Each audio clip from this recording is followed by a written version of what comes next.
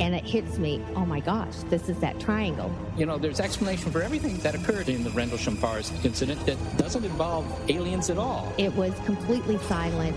It comes right over our heads. He saw a classic flying saucer really standing in the clearing. He turned over to my father and held his hand, and he looked in his eyes and he said, "We're not alone." Welcome to Podcast UFO for our live show. We're live every Wednesday at 8 p.m. Eastern Standard Time on podcastufo.com. During the show, feel free to participate live in our chat room. And don't forget to like us on our very active Facebook page. Hello and welcome to the show. I'm Martin Willis, your host, and we have a great show for you tonight with guest Jan Harzan.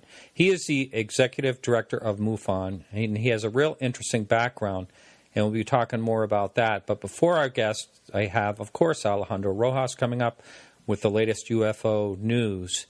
If you have not been able to tune in for the last few weeks, we are no longer live on the Dark Matter Digital Network. We're live right on podcastufo.com, and we will be from now on. If you're listening to us still on the Dark Matter Digital Network, well, you're a week behind. But if you're fine with that, I'm fine with that. It's just that people were in the chat room last week that thought they were listening live, but they were actually listening to a pre-recorded show. So anyway, speaking of chat room, if you'd like to come join us, it's on our website, and you can pose some questions and interact with other people in the chat room. And we do take calls after the first half hour, and that number, you may want to write this down, is 603-967-4030. Some quick housekeeping. If you want to jump in to hear the whole shows as a podcast and get to all the archives for as little as $1 per month, you have just 2 days, and you'll be grandfathered in at that amount. Then the minimum goes to $2 a month. Well, the reason I'm mostly doing this is PayPal takes 1/3 of the first dollar, so it's a transaction fee. Also, this coming year, I may, as soon as sometime in January, be adding more content for subscribers, which will be an additional live show on other topics, and you just have to stay tuned for that. And Alejandro, how are you doing? Happy New Year to you. Happy New Year. And to everybody else, I should say, yes. Mm-hmm. So you're traveling all around. You're here just for today, and then you're going to Denver. You've been out to California. You're a traveling man. It's the holidays, you know. That's right. I'm really close with my family, my sisters, and everything. So, So, and now we're all spread apart. I have 2 sisters. One's 2 years younger, one 3, and this year was just kind of weird where we weren't all able to get in one spot. So, so that's what it's all about. Oh, absolutely. It's kind of fun when your relatives live in different places. You get to visit interesting places, if they're someplace interesting, that is. Yeah, I mean, we've talked about on the show, I make every excuse to go to California, so I love getting out there. And Denver's my hometown, which I love. And this is kind of funny. So it's my girlfriend's birthday today. Happy birthday, Karen. But so we're going back to Denver, and South Park fans will know about Casa Bonita. Oh, yeah. Which is a real place. It is. So, it's a great restaurant. It's really fun. Yeah, you've been there. We've talked about that. So I'm going to take her there just because it's so unique and cheesy, literally, as well as, and otherwise. But all right. So what is going on with the UFO news this week?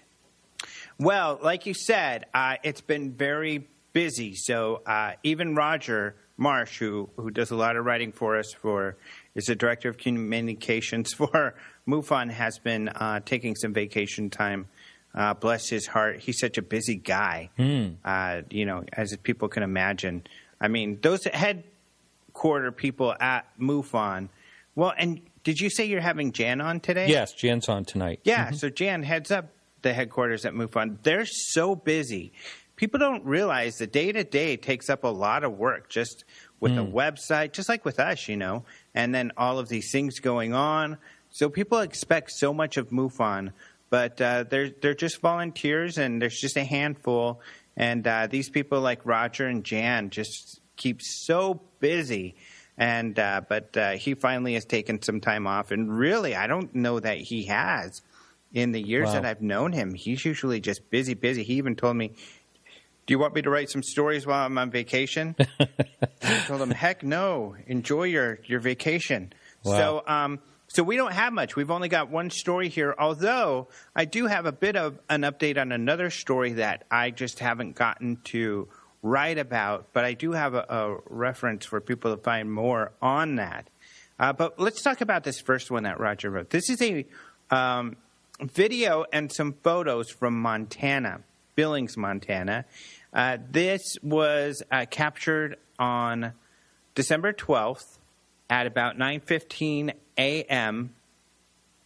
This gentleman said he saw these lights and looked at them with the binoculars and that they looked parachute-like. And he kind of draws in his picture an upside-down kind of parachute thing. So his this drawing is really weird. Mm-hmm. When you look at the pictures and the video, you see anywhere between like 2 and 5 lights, individual white lights. And it's during the day, so these are possibly things that are reflecting. They don't seem – there's a short video of them. They don't seem to be moving very quickly, so it doesn't seem like they're birds. But this person was under the impression, that they looked like parachutes. They don't seem to be falling like parachutes. Of course, that's another possibility, that they're parachutes dropped by a plane. But he said that they just kind of faded into the clouds, and that was it. Not much testimony came with the pictures and video. Yeah, it's a real quick video clip as well. And you're right about the drawing. It's sort of like a fiery red-orange, upside down, almost like a flame. For a minute there, when I first looked at that, I was thinking, it must be flares or something. But, from what he saw in the binoculars. But awful hard to say on that one. Yeah, and you know what? Even with the pictures, when you blow them up to look at the objects, they don't look like what the person drew in the picture. So, I wish we could have seen what they saw when they had the binoculars on them. But it is kind of an interesting sighting in that it isn't you can't immediately determine, what it is that's in there. Right. So is that basically the only story? The only story. But I have another one. Okay, good. There's been a lot of conversation this week in the Open Minds UFO group on Facebook. And you've probably seen this because you're in there quite a bit looking around, I know. And this is about a story that was written about actually a while ago. In fact, I'm going to look to see when we first posted it because I think I ran across the first story on this. And this is in Ontario, where a gentleman saw he did a talk, but it was essentially about how this guy is a UFO researcher and how he has this interesting photo of a UFO. They posted the image, and it was really cool. In fact, I got a preview of the picture. I had a copy of it because I thought it was really cool, and it looks like a silver disc. However, I had Mark D'Antonio look at it, who is the lead photo and video analyst for MUFON. And I was like, I thought, wow, you're going to really like this. This is pretty incredible. I can't figure out what it is. I don't think you will either. Yeah, it was first in the Great Falls Tribune like a week ago. But he looked at it. Oh, and this is actually in Clancy, in a town of Clancy. But Mark looked at it and said it looks like, after looking closely at it, a water droplet. And I thought, no, you're crazy. I punched him in the stomach. No, I didn't really do that. I kind of wanted to. Yeah. But when he deflates these things you get excited about. But he said, here's the telltale sign, and this is what makes me think that. The reflection of the light you see, and in most of the pictures you see online, they have it cropped. But in the full image, you see the sun is to the right. I mean, the sun's actually in the full image. And they crop it out so you don't see that, but it's to the right. However, if you look at the silver object, the reflection is on the left. And Mark explains how that's a phenomenon of water, that it'll like refract, I think is the correct term. But the light will, in the water droplet, if the light source is on the right, then the left side of the water droplet is going to be lit up. And that's exactly what's happening in this photo. So I think that's what this is. I think you're right. And here's the thing about something like that. If Mark hadn't come along and figured this thing out, I wonder how far that would go, because it was already in USA Today. It's in a lot of media. I don't know if anyone knows Mark's side of it. I don't know that they do either. That's why I wanted to write a story on it, and there's just no way. I just don't have the time. We've also got the UFO Congress, of course, coming up, so I'm getting a lot of communications. I'm communicating with a lot of people, vendors and stuff, to set that up right now, let alone with the traveling like you mentioned. So I haven't had time to write this up because I want to share Mark's observations, because so far there have been other possibilities suggested, and this O'Connor has pretty much said, no, it's not that for this reason or that reason. And, you know, I think he's been right for the most part. You know, it doesn't look like a balloon or some of these other objects that have been suggested.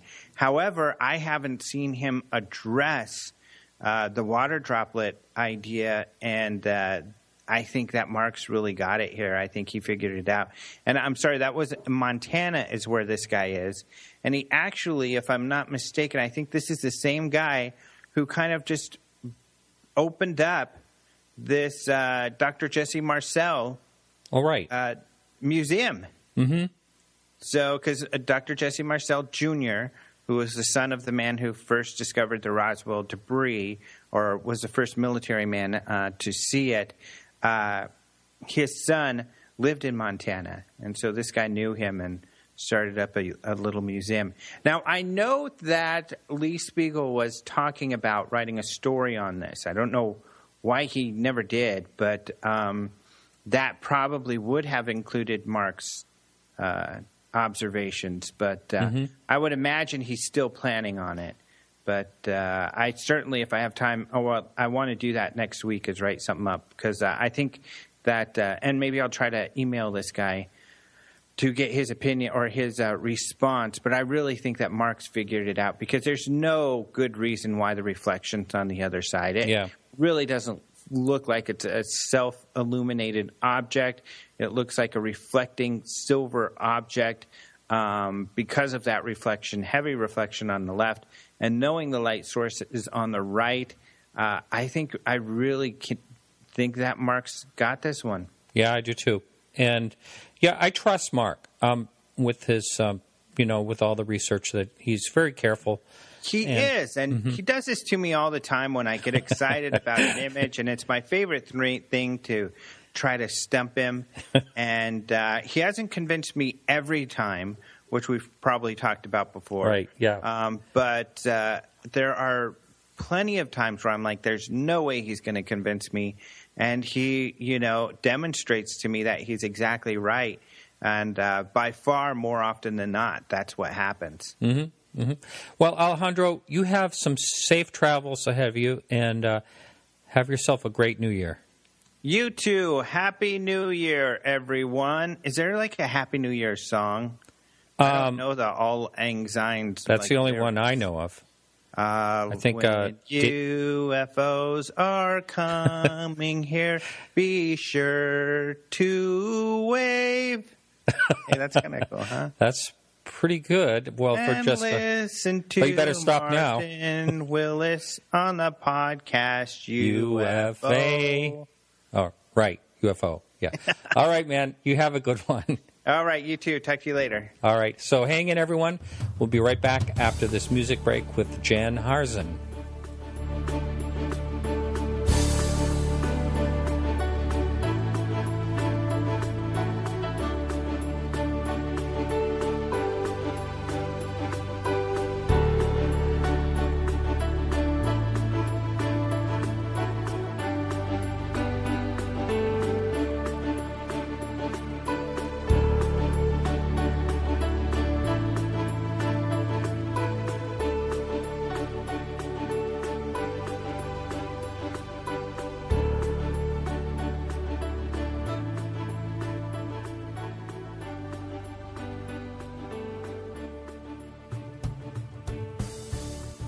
Oh, yes, a nice cheesy version of Old Lang Syne. Anyway, Happy New Year, everyone. And on the phone with me is Jan Harzan. How are you, Jan? Good, Martin. Great to be here. Thank you. Yeah, I'm going to need to try to get your volume up a little bit. I can just barely hear you. You know what? I'll just pick up the handset. We'll do it this way. Okay, sounds good. So, Jan, welcome to the show. We were at a conference, and I just missed you. This was the New England conference. So, do you travel around to all the different conferences, or a lot of them? I travel to several of them. I don't go to all of them. You know, there's probably 100 UFO conferences out there if you really track it down. Mm-hmm. It seems like everybody and their brother has one. But I try to make it to the major conferences and when I can. And, of course, it's always fun to be asked to speak. So, and at that particular one, I was asked to come and speak. So that was a great time. Yeah. Now, a lot of people are applauding your job at MUFON. You had you stepped into sort of a little bit of trouble there, and you're looking to grow it. Well, first of all, I would say about 99.5% of the people listening to the show know about MUFON, but for those that 0.5%, can you tell them about the organization? Absolutely. MUFON, first off, it's a 501c3 nonprofit. Founded in 1969, May of 1969, as the mutual, actually was founded as the Midwest UFO Network by a couple gentlemen who were part of APPRO at the time, the Aerial Phenomena Research Organization. And they felt that a better way to research UFOs would be to have a more of a decentralized type of approach where various states would take control of their resources in their state and would run their UFO organizations. And so they banded together 3 or 4 states, and they created the Midwest UFO Network. Well, it didn't take much longer before other states were saying, can we join?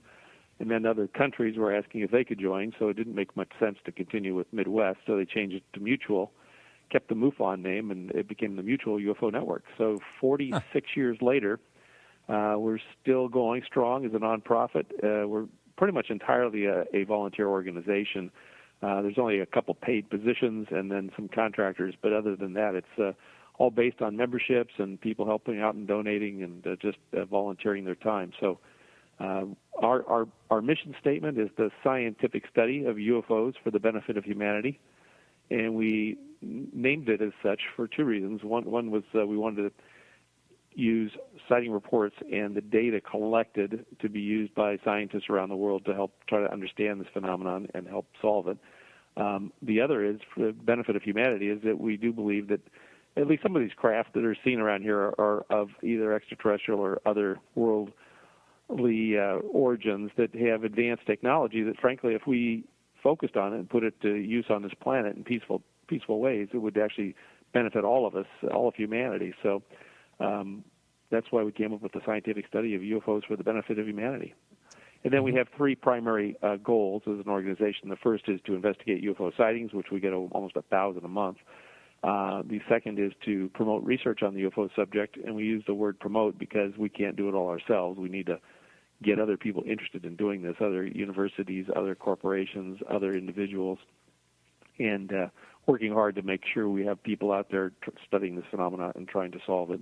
And then the third is to educate the public, and that's really to publish our findings. We do an annual symposium, which just was finished out in September at the Hotel Irvine here in Irvine, California. Our conference next year will be in Orlando, Florida, August 25th through the 28th.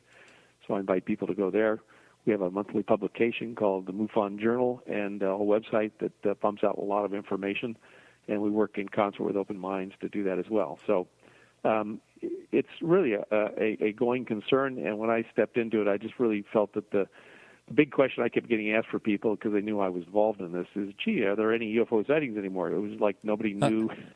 The general public, I mean, the UFO community obviously knows, but the general public, they don't hear about it because it's not part of the daily news feed, not normally anyway, and when they do pick it up, they usually get it wrong, so that's another problem. But, I felt like we're sitting on all this data. We're getting 1,000 reports a month. Now, not all of those turn out to be actual craft, but when we go through them, about 30% turn out to be unknowns. And so, and the most important of those, probably a handful each month, are pretty significant. So we felt that we need to be more outbound as an organization, communicating this out to the public, right, so that they know that there is a real phenomenon. It's been going on for eons, and we're in contact with somebody else out there besides ourselves. So that's the important things, I think. Now, what has the show Hangar One done for MUFON? Oh, it's set things off the charts. We're swamped with calls. We're swamped with emails. Our sighting reports, we used to get between 500 and on a good day, a month, 1,000. Now we're up around 1,000 to 1,400. So it's just put things off the charts. And the good news is our membership is growing leaps and bounds. We're now almost over 4,000 members. When I was announced as the new executive director back in August of 2013, we were at 2,500. So I'd love to see that number be 50,000, and we're trying to put some actions in place to get it to there, just because that will fund the ability to pay for some other positions of people like a paid director of research, a paid director of investigations that I think are required to really do the work that needs to be done in this field. I mean, we're basically a volunteer organization. You can only get so much done with volunteers, and if you press them too hard, they tend to go away. So I think it's just got to get to a funding level about $1 million a year or two, so there's salaries there for people who have scientific credentials who can come in and work and help press this thing forward. Now, what are your? I was involved last year in helping a startup company. It was kind of like a social media get rolling. Sure. One of the things was membership, membership drives. What are you doing anything interesting to try to gain membership? Well, we're trying to do it through the website. Our website gets about 120,000 visitors, unique visitors each month.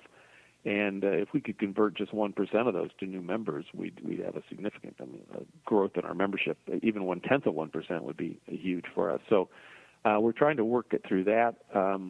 We have bundled some things together for people. If you want to buy a 2-year membership, you get an e-book from us, which is of the from Michael Schratt that was the Len Stringfield files, Leonard Stringfield files, which we were given by his late secretary. That's pretty phenomenal to get that. And then if you're a 3-year member, you get a physical book that's worth $35. So literally the membership is $35 a year, $30 if you're a senior over 65 or older. So to get a 3-year membership for, I think it'd be $105, but with that you get a $35 book. You're really getting quite a deal. So we've tried to, package things and make it easier, promote it where we can, Facebook and other things. But it's basically people who are interested in the subject, who want to learn about it each month, with get the monthly journal delivered to either to their inbox or to their home address. See what's going on, the latest in sightings, latest on investigations, and that kind of thing. So that's what we've been doing. We probably could do a lot more, and I'm actually looking for a membership director, someone who's got some knowledge in that field and could help us put something together. Yeah, there are some interesting strategies, but each has to fit the situation, when it comes to right. MUFON. What was the highest peak of membership? Are you aware of that? I've heard it was fairly high at one time. Well, my understanding, and I wasn't there at the time, but it was back in the 70s and early 80s, but it was, I think, peaked over 5,000 or 6,000 people. Right. Yeah, that's what I remember hearing that. Yeah. And it should... I can see it getting back there, and just one of the things that I thought is, the old methods or whatever were a little bit clunky. Now, like you're saying with your website, things can be more streamlined. I remember joining, maybe 4 years ago, and I never was even asked to redo my membership, Right. So we put some of that in place, renewal reminders. Mm-hmm. All sorts of things. Yeah, no, you got to make it interesting. The other thing is, our membership, what would you call it, demographic, is an older crowd. I mean, overall, we probably got 60% members over 60. So it's the people who were alive in the 50s and 60s when this was a huge, it was front page news, and magazines were publishing it, and everybody was covering it. The kids today, the under 30 crowd, a lot of them don't even know anything about this field. I mean, it's not anything that even touches them. So we're looking at strategies that can get the youth involved in this thing. And, of course, they're all about their smartphone, and Twitter, right. And, sending pictures to each other and stuff. So we've got to come up with a strategy to help get them interested. I was kind of shocked because I had an opportunity to speak at a local college, actually university here in Southern California not too long ago. And there were about 40 kids in the class. The professor was running I believe it was a logic class is what it was, and so he was bringing in different speakers on different topics to get the kids to think. And I asked him the question, how many people here have, think that there's life out there? I usually open my talk with that, and usually 100% of the room will raise their hand and say, of course, there's some life somewhere else out there. Then I asked the question, how many of you think that at some point in the distant past or currently that life might have visited Earth or is visiting Earth? And usually about 3/4 of the hands go up, But in this class, it was only a handful of hands. And then I asked the final question, which is who's seen something themselves? Had their own sighting. And that's usually you get about 10% of the population saying that. But in this class, out of 40 people, on my second question, who thinks any of their life's ever come here? Only 4 hands went up. I was kind of shocked. Wow. that they would not even think that. So that's not even in their realm of thought. And so we need to really change that, because if we want to really affect this whole thing, these will be the people in college today are going to be the leaders 20 years from now, running the corporations and in all the key positions in law enforcement and the service and everything else. And so we need to get them up to speed on what's happened here in the past 70 years and how important the subject is. And then hopefully one of these people will end up in a leadership position where they can actually affect change, which is what we really need in this whole field. It's funny, this podcast, I think, is sort of geared toward the younger people. My demographics, I think it's 60 or 70% are between 18 and 35 that at least go on my website. I don't know about actually listening to my show. But you're right. There is that drop-off across the board for young people attending, unless it's a Comic-Con, attending things like symposiums. It's kind of a gray hair crowd in most MUFONs, and not all of them, but it's refreshing when you see young people. But you're right, Right, and you bring up a good point there. These Comic-Cons, I was unaware, but there's something like 583 Comic-Cons in the United States. Huh. I was shocked because I thought there was only one, or maybe a handful of other copycats. But no, there's everybody and their brothers running a Comic-Con. And they get no less than 20 to 30,000 at each one of these things. And I'm thinking, gosh, we struggle to get 1,000 people at a MUFON symposium or even the International UFO Congress. And what does it take to get 30,000 people to show up for something this important? I guess we have to have them all dress up in costume. Yeah, it's because it's real. That's why. Yeah, it's true. I don't know what the answer is. You're right. Somehow people need to be engaged, but they have to. The interest has to come from within. Maybe pop culture somehow is. There is connections back and forth with UFOs and pop culture, but I think I don't know if there's any easy answer for that. But we can see that all different types of programs like this will die out if we don't get the attention of the young people. Exactly. And so we need to come up with strategies to do that. I think it's very important for us to get to the youth and to even down in the high school level and the college level. Starting at that point, I think I've got some ideas for this 2016 that we're going to be working on to do exactly that. Mm-hmm. Mm-hmm.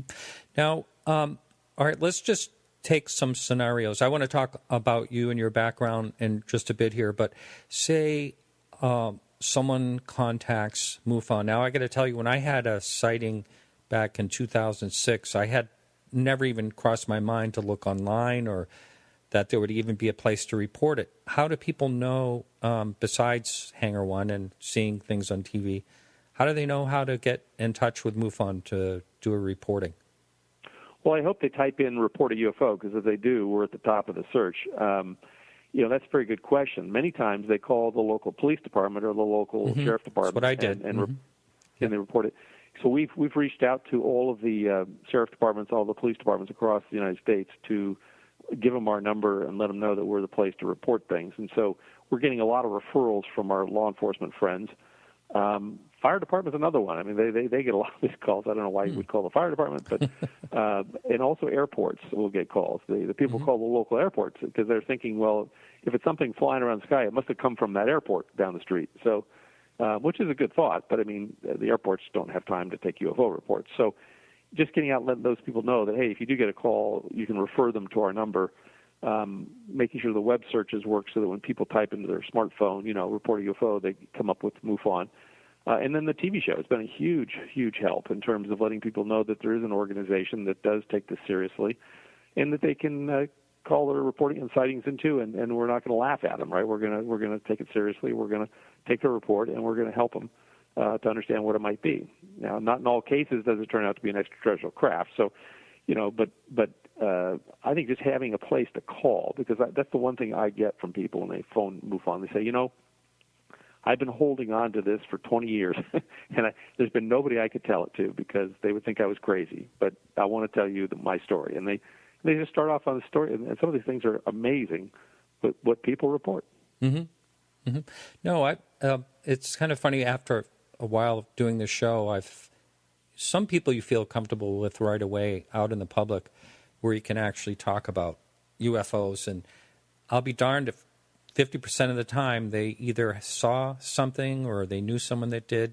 And, there's a lot more of that than there is of, people thinking you're just playing crazy.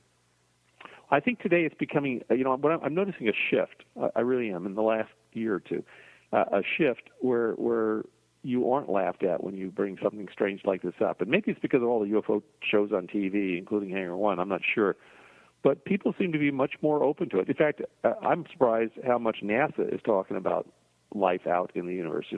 They've really amped up their whole search for life, and the fact that we want to get people on Mars and we want to do this and that, and we want to go faster than the speed of light, which is I'm blown away by all this talk that Bolden, who is the new director for NASA, is sharing. Because he's been around a year or two, but.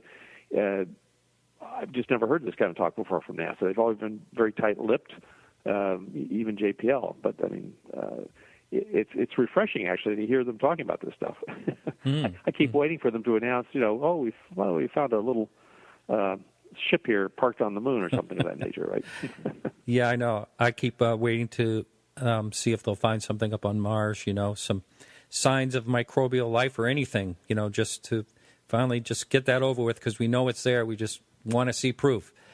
Well, yeah, and we did find the microbial life, although there's a lot of scientists who've been poo-pooing it, but that was the Mars rock back in 1995 when Bill Clinton went on national television with the JPL scientists to share with the world that we found possible signs of ancient alien life. And I was personally shocked at the amount of blowback that they got from doing that. I mean, just the scientific community just really went after them all, and I was like, whoa, and this is the president of the United States and all the top scientists at JPL. So if they're going to go after them, you can imagine what they do to lesser folk. Yeah, right. So we're on with Jan Harzan. If you're listening live, you can jump into the chat room. And also, we do take call-ins. If you'd like to call in, write this number down, 603-967-4030. Now, someone emailed me a question that they basically, I don't see the email right here, but they basically said that they thought MUFON was going a little bit fringe on certain subjects. They didn't really give any examples. But who oversees something like that to make sure that... Well, so I think what they're probably talking about is some of the shows on Hangar 1, because we did do a show on the far side. It was called The Far Side of the Moon, and we brought in witnesses who had talked about having seen structures on the moon and things on Mars. So, we do, as an organization, we have a whole plethora of people that range a wide spectrum. And so I always say we have on the far left, we've got all the left brain, scientist types that if they can't see it, touch it, feel it, doesn't exist, right? And then on the far right extreme, you've got, people who want to channel and do all this other stuff. So you've got a whole wide range of people and interests. everything. You name it, there's everything from people who want to know about technology, people who want to know about abductions, people who want to know about the latest sighting report, people who want to go march on Washington, people, it's like there's a whole lot of different mindsets out there with regard to this whole subject. But the way we're trying to handle this is on a scientific basis, which is all about the data and trying to get the data. Now, there are those who believe that, testimony is worthless. I don't believe that personally. I think testimony is actually one of the best things we've got, considering there's probably a few tens of thousands of young men or older men in jail today because of someone's testimony that they did something, even though there's no real hard evidence to support it. If it's good enough for court and good enough to put someone away for life, it's probably good enough for us to understand what's going on out there, particularly when you look at the credentials behind some of these people reporting these sighting reports. I mean, we have doctors, lawyers, airline pilots, law enforcement people. I mean, these are people who, frankly, they fear losing their job, but they feel so fervent about what's going on that they feel like they need to report it. So, there's no doubt that there's a real phenomenon here. There's no doubt that there's somebody visiting us from someplace else. The real question is, who are they? Why are they here? And what do they want? So, but as far as being fringe, I don't see MUFON being fringe. I mean, I think by the comments I've heard when I really delve into it with people, is it's usually the far left crowd that they're scientist types, and they want to see hard factual data. They want to see the spectrograph. They want to see the radiometer. They want to see the magnetometer. They want to see all these different things, and not every case comes with that, unfortunately. And of course, the other ones will come out and say, well, there's no clear photos of a UFO. Well, there are clear photos of UFOs, but some of them are problematic. Many times the craft themselves don't lend themselves to being photographed very easily. They're throwing off a strong electromagnetic pulse, which affects cameras. We've had cell phones go dead. People report a number of different incidents when they've tried to use cameras to record different things. So, it's just, you've got to move forward. I mean, if there was a specific, I'd be happy to answer it, but I'm just kind of going, what I know when I hear the word, MUFON is doing this or doing that. We are pushing the envelope. I will say that, and that's by intent. Well, if you don't push the envelope, so to speak, then you become stagnant. I think you can become stagnant and, watch the membership drop again. So you really have to get out there in one way or another.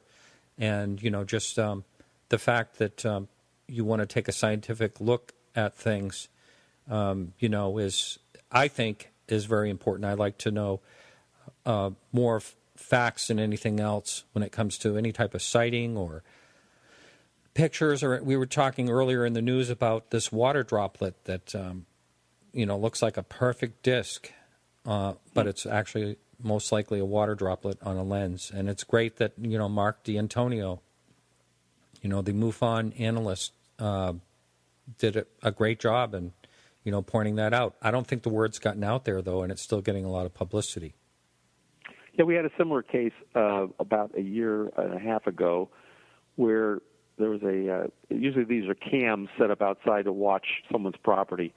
And what will happen if it rains on the dome, which is the piece of clear glass that's surrounding the lens to keep it from getting wet, they'll drip down and it'll cause it to distort the image of what it's seeing. And it does make pretty spectacular videography, but then once you really look at it and figure out what's going on, it's more a trick of the lens. I haven't seen this particular one you're talking about, but I have no doubt that if Mark thinks that's what it is, that's probably what it is.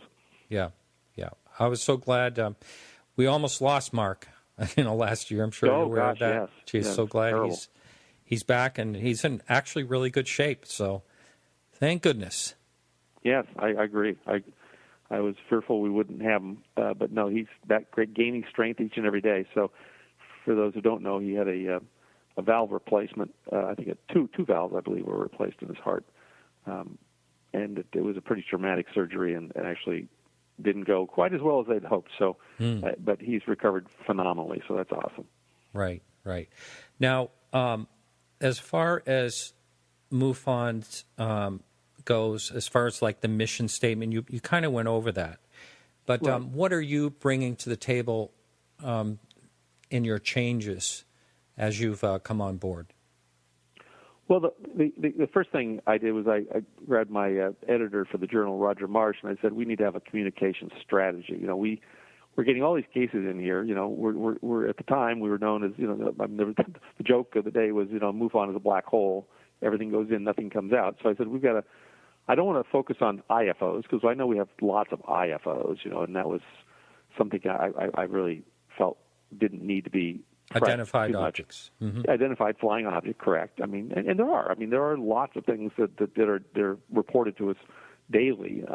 Planet Venus, balloons, drones, you name it. There's lots of stuff flying around our skies that is not a flying saucer from Zeta Reticuli. So, but they do look strange, and I've seen them myself and chased them with my cameras because until I could actually identify what they were. Chinese lanterns is another one. Those are really little devils up there in the sky, and then they have a wedding. They let off 100 of these things, and it looks like a flotilla of UFOs coming across the sky.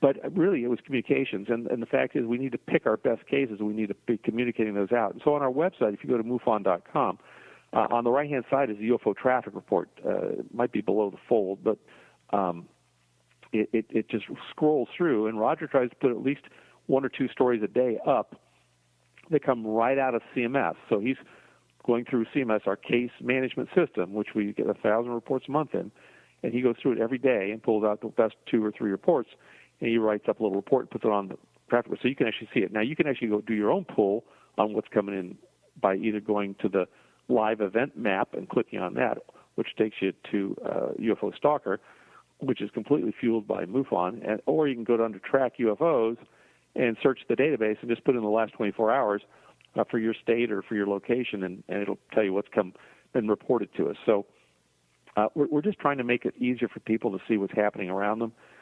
If they have an event or they see something themselves, that's the other thing. We get a lot of calls from people saying, hey, I just saw something. I'm out here in Susanville, wherever, and did anybody else see it, right? So we can quickly check. Actually, they don't even need to call us. They can go right online and see if anyone else saw it. So that's the beauty of the website. We're trying to make it even easier. We've got some plans in place to put a whole new look and feel to the website to make it much easier to get the information back out. But it's really communication. That was my number one thing, was we need to be communicating what's going on in the field on a daily basis and be the place where people go for their UFO news for current sighting reports.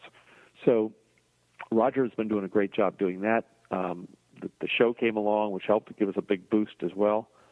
But the other thing I did was I gathered together all of my direct reports.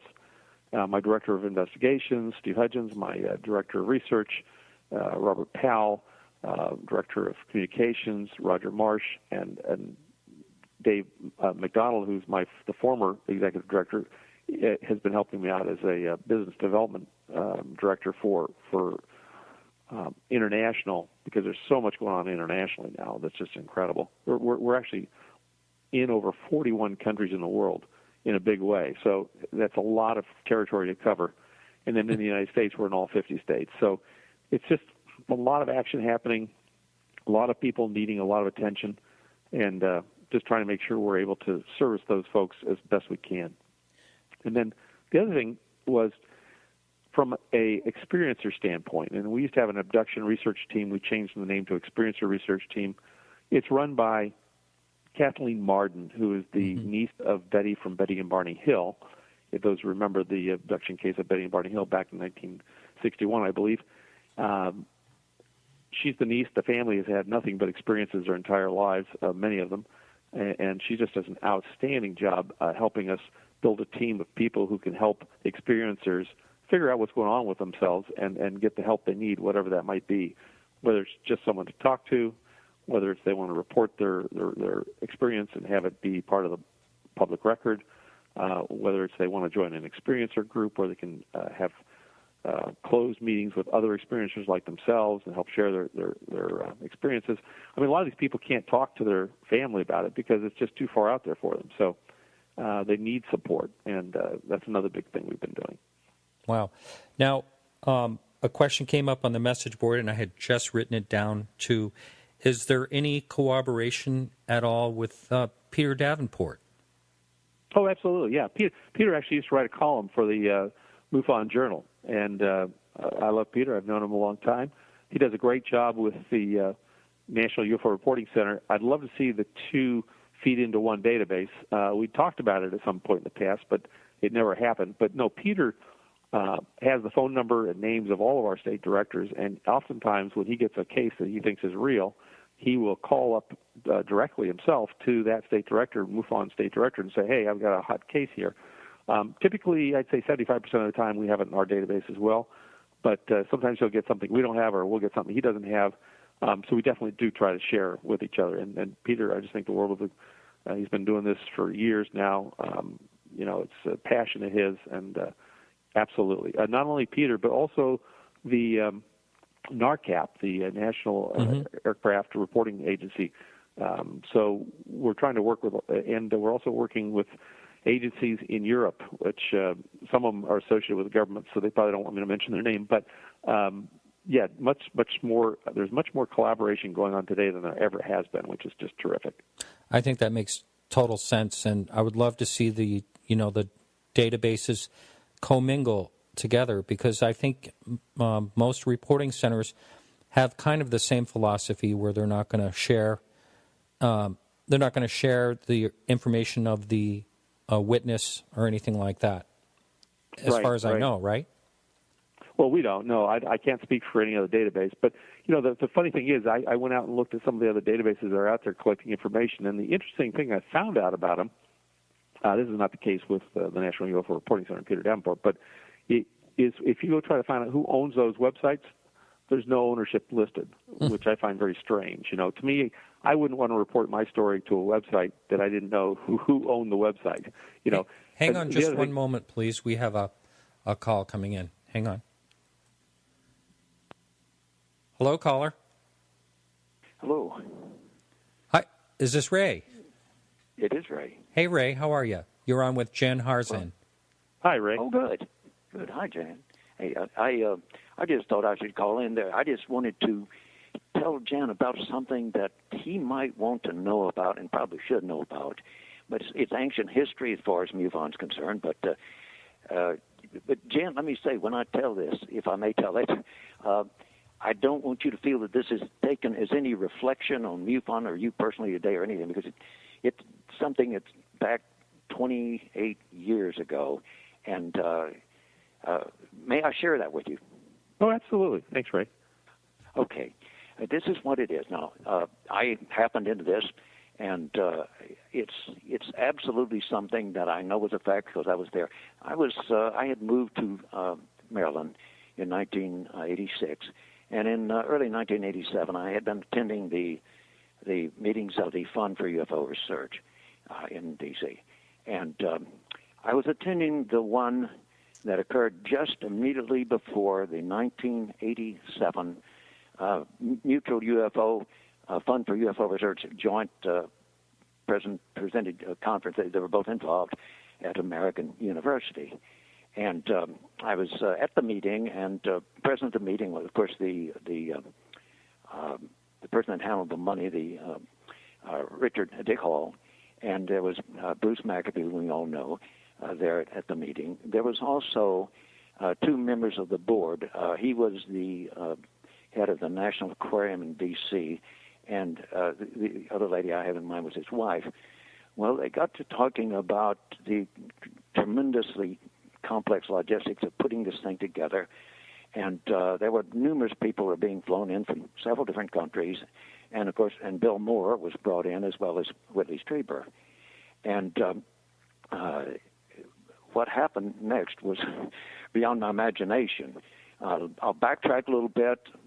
Quite some years ago, several decades ago, something a scientist told me who had been contacted at that time. He was in research that the government suddenly decided it wanted to get in on that kind of research. It felt that some of this was going on in the Soviet Union. So the scientist was contacted by a person from the Central Intelligence Agency and asked to go to work for them. And he said, look, I don't want to work for the Central Intelligence Agency. And he said, even if I did, he said, I wouldn't want my friends to be thinking I'm working with somebody that they may or may not like. He said, well, you wouldn't have to worry. All your paycheck, you would appear to be working for a front organization in Alexandria, Virginia, that they never know you're working for us. And he said, well, what are you talking about? And they said, you'd be working for an organization called Cayman Tempo. Well, when this scientist told me this, I have one of these weird minds that I don't remember ordinary names like Smith, but I remember weird names like Cayman Tempo. And anyway, going back now to 1987, just before the conference at American University, a MUFON Fund for UFO Research conference. And the lady there, whose husband was the director of the National Aquarium, said, look, Richard, Dick Hall, the treasurer, said, Richard, he actually said Dick. She said, Dick, tell me, I mean, how much is this costing us? We're putting these people up at the most, a really fine hotel in downtown D.C. It's over at American University, expensive, very large hall. We've flown them all in from all over the country and the world. And what's it costing us? And Dick said, well, it's about, now I don't have the exact figure, but it was in the range of $137,000. Now, that was 1987 money. And she said, well, Dick, you know, I'm on the board of directors here of the fund. We don't have that kind of money. Where in the world are we getting that kind of money? And Dick looked kind of sheepish, and he looked over at Bruce McAfee, who looked kind of perturbed a little bit, and he looked back and he said, well, actually, you know, it's part of it's being provided by MUFON and some of it from Walter Andrus and some of it from us. And she said, come on now, Dick. She said, you know, Walter Andrus doesn't have money. He's not going to be shelving that kind of money, and he doesn't have that kind of money. MUFON doesn't, Fund for UFO Research. And I want to know who's giving the money. And he looked at Bruce again, and Bruce kind of shook his head like, well, you're going to say something. And so Dick said, well, actually, the funds are being provided by a corporation in Alexandria, Virginia, which is, of course, right around the corner from D.C. where we were. She said, wait a minute. I want to know the name of that corporation.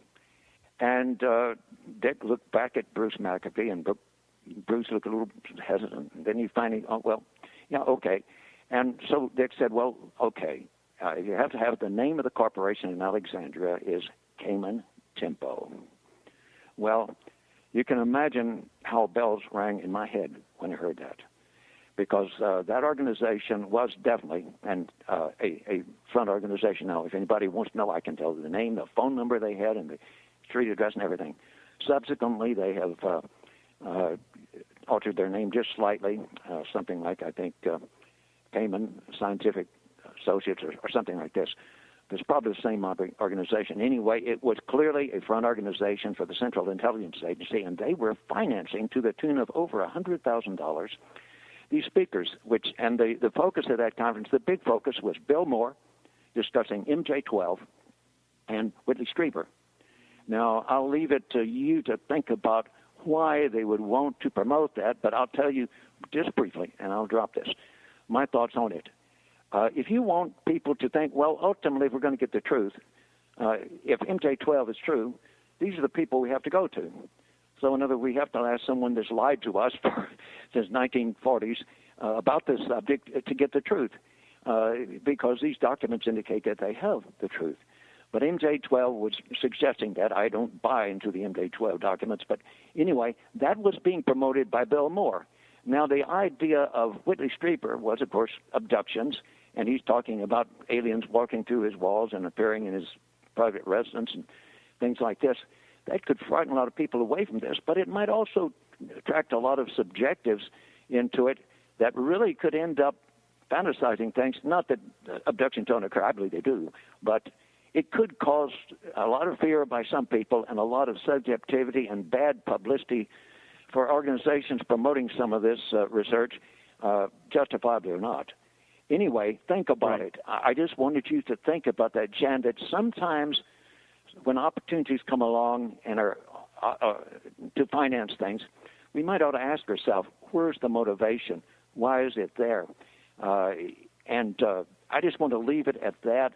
I don't have any answers for you about why that was done, and I want people to be objective.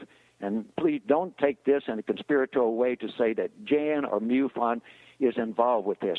That is what happened 28 years ago in 1987. If anybody wants the details of the lady that asked the question, I can provide her name. I can provide the name, address, and phone number of Cayman Tempo at that time. But that's all. It's history. It's past. But I just thought might want to know about that, Jan. No, I appreciate that, Ray. In fact, you and I probably need to talk sometime. But, well, you bring up a good point. I mean, what role does the intelligence community play in this whole subject? And frankly, I think it's probably a big one. And I think a lot of it's disinformation that's being passed on. And it's hard sometimes to root through what's truth versus what's just disinformation to mislead people. But yeah, absolutely. I've got my eyes wide open. I probably need a full-time intelligence person on staff just to tell me where the dirt is, you know. But so right, yeah, it gets terribly complex, and I'm not sure any one of us can ever figure out it all. And let me say this in closing: I do not blame the intelligence community for wanting to be involved. There are some very, very deeply important things here, both scientifically and strategically, and that may be involved, and I don't consider these people necessarily bad. They're doing their job. I don't understand why they're handling it that way, but at least they are involved. And by the way, Jen, feel free to call me up sometime and let's have a personal talk. Okay? That'd be great. I'd love to do that, Ray. Thanks. Good. Okay. Well, thanks. That's all I wanted to say. I'll close off. And anyway, thanks for listening. Thanks for being there, Jen. Happy New Year, Ray. Bye-bye. Thank you. Same for you. Bye. You know, since I started the show, a number of people have brought up that thought that MUFON was infiltrated by the CIA. And do you get that a lot? And what's your response? Well, we used to get it a lot, and I think the reason we got it, I mean, I'll be very frank, is we had a board member who was an administrator at the NSA. That was Tom Dooley. But he was very open about it. You know, I think things people need to realize is just because you have a military background or an intelligence background doesn't mean you're on the inside. Look at one John Alexander. Now, I hear things that John Alexander's on the inside, but I mean, he's quite forthright about saying, "Hey, I searched the files. I never found anything. I went to the top brass in the military.